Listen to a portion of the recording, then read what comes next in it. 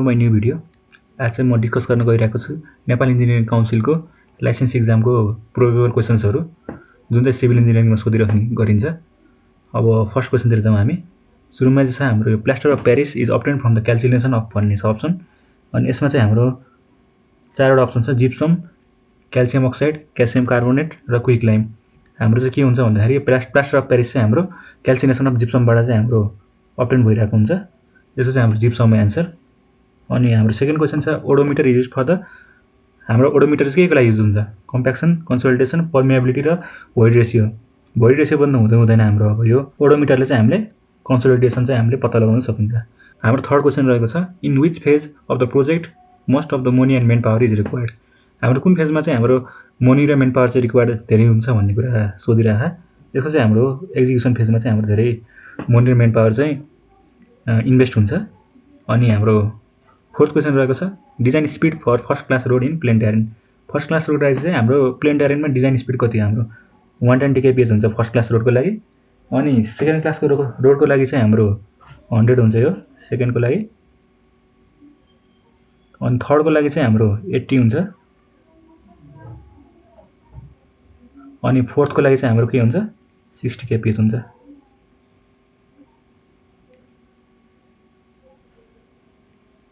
हुन्छ हाम्रो fourth class रोडको लागि। अनि हाम्रो what is the inclination of inclined lettering, यो चाहिँ हाम्रो ड्रइङको क्वेसन रहेको छ। अनि यसमा चाहिँ हामीले जेनरली हामीले 75 डिग्री चाहिँ हामीले इन्क्लिनेसन राखेर ड्रइङ गर्दाखेरि चाहिँ लेटरहरूको। अनि अर्को क्वेसन नम्बर 6 मा चाहिँ हाम्रो M1 and M2 are number of members of two individual truss of combined truss, then the compound truss will be determinate if. हाम्रो चाहिँ M1 M is equals to M1 plus M2 plus 3 भन्ने option हुन्छ यसको। अनि condition for super critical flow, super critical फ्लोको लागि हाम्रो condition हुन्छ FR greater than 1 is equals to 1 भयो चाहिँ हाम्रो यो क्रिटिकलको लागि हो।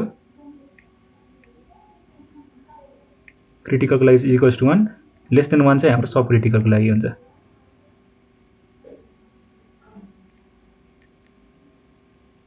सब क्रिटिकलको लागि चाहिँ हाम्रो लेस देन 1 हुन्छ।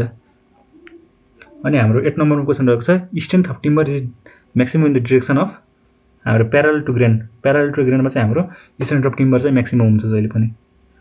अनि 10 नम्बरमा छ beam set to be continuous if, हाम्रो कन्टिन्युअस बीम भनेको चाहिँ इफ मोर देन 2 सपोर्ट छ भने चाहिँ यस्तोवाला छ भने चाहिँ हाम्रो कन्टिन्युअस बीम भन्छ।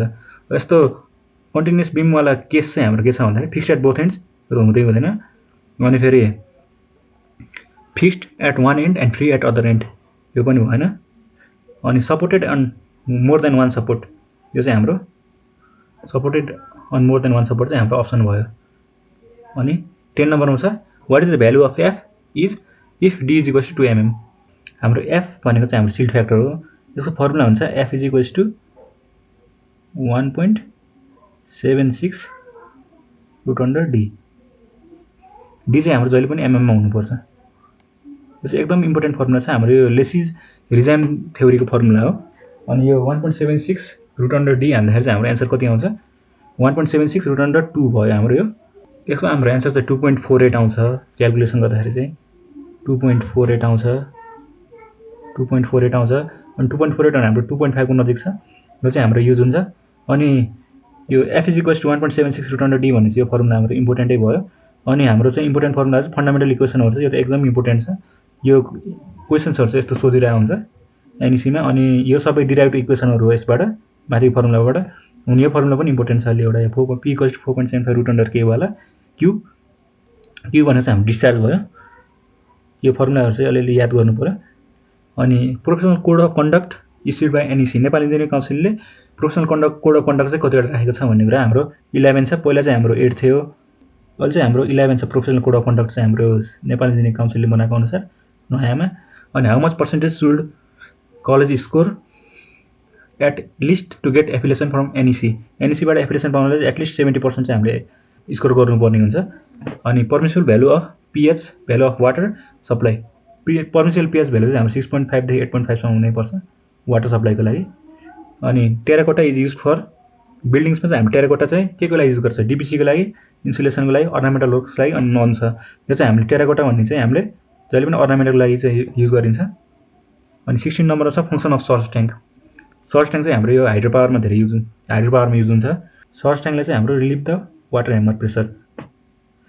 अनि which of the following has maximum influence in the steel. कार्बनको चाहिँ म्याक्सिमम इन्फ्लुएन्स हुन्छ स्टिलको। स्टिलमा चाहिँ कार्बन चाहिँ धेरै युज हुन्छ। अनि मिनिमम साइज अफ सिवर चाहिँ हाम्रो जहिले पनि 15 सेन्टिमिटर हो। म्याक्सिमम साइज हाम्रो जहिले पनि 300 सेन्टिमिटर हुन्छ। अनि removal of oil and grease from the sewage is called skimming भन्छ हाम्रो। अनि irrigation requirement depends on which of the following parameters. एउटा छ क्रप छ, सोइल छ, क्लाइमेट छ, अल अफ द एबोभ। हाम्रो यसको चाहिँ अल अफ द एबोभ हुन्छ, सबैमा चाहिँ डिपेन्ड गर्छ।